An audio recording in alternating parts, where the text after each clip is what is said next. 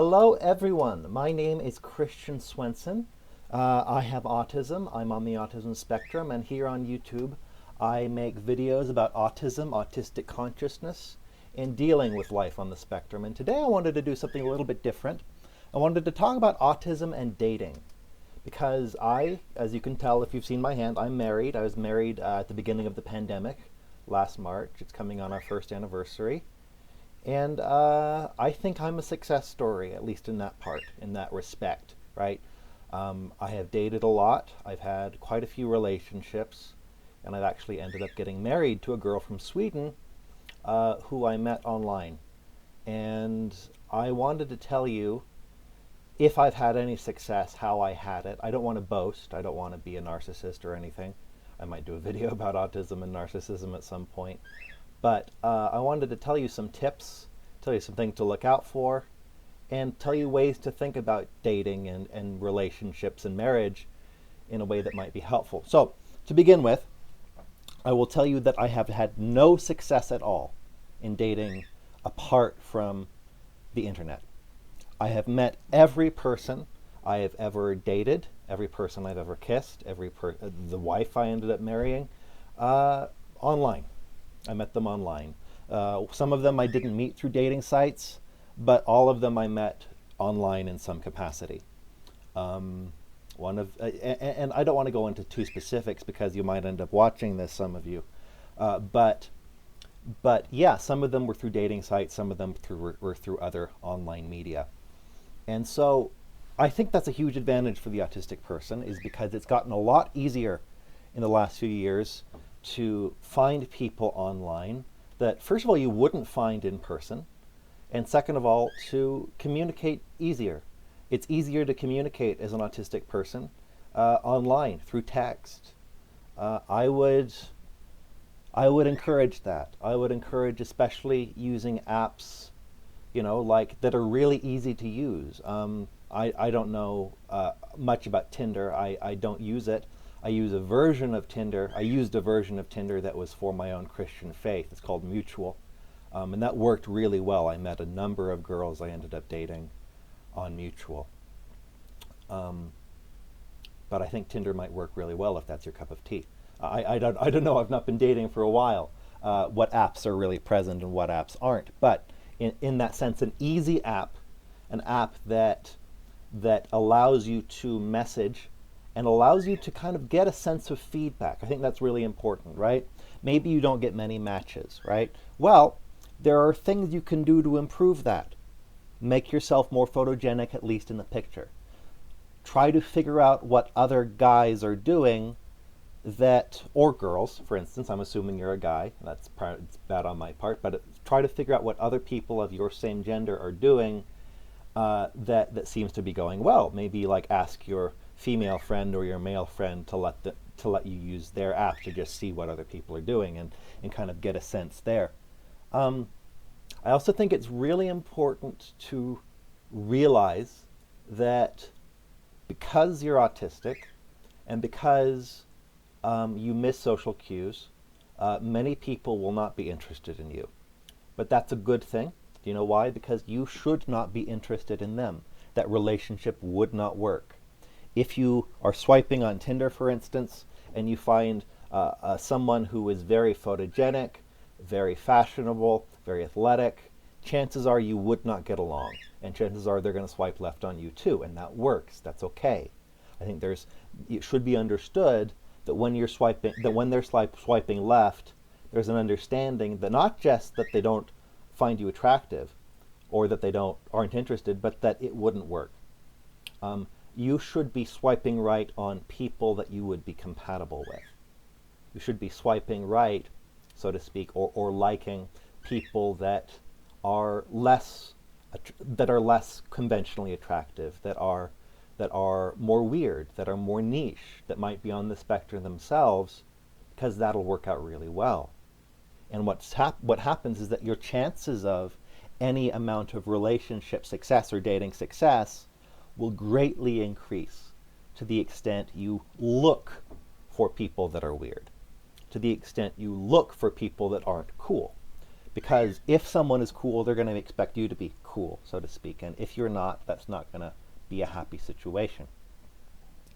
Another thing that is really important is to not care so much.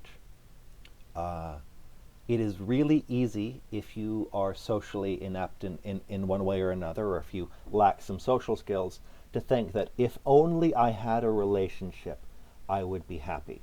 Well, let me tell you from experience that the high of being in a relationship lasts only a little bit, and then it disappears relatively quickly. Relationships give long-term stability. My marriage has especially done that. It's given me long-term stability. However, a lot of insecurities that existed before will exist after in the same way. So don't think it'll solve all your problems.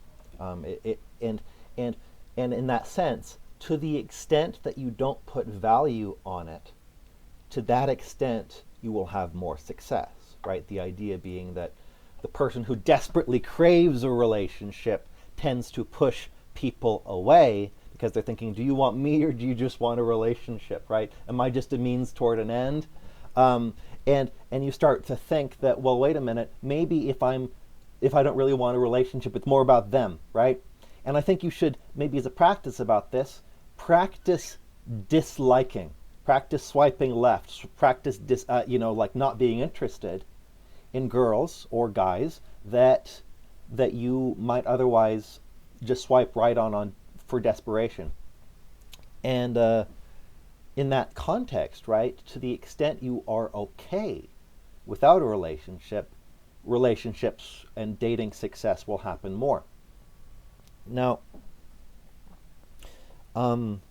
it gets easier with time, right? It's kind of like a curve, so to speak, in the sense that once you've had one relationship or one dating experience, the next one gets easier.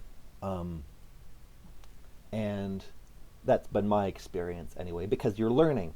And a part of that is heartbreak. A part of that is rejection. A part of that is breakups. And that can be hard. But they are the things that will help you grow emotionally. They are the things that will help you become happy as you are. I once, it wasn't exactly a breakup, but someone I was interested in ended up getting engaged, and I realized it was never going to happen between us. I went into a deep depression, but in therapy after that, basically I reached a point where I realized I'm the person who decides my worth. And then, in a big way, the regular depression that kept happening in my life just went away permanently. That's my experience. I don't think it would be many people's experience.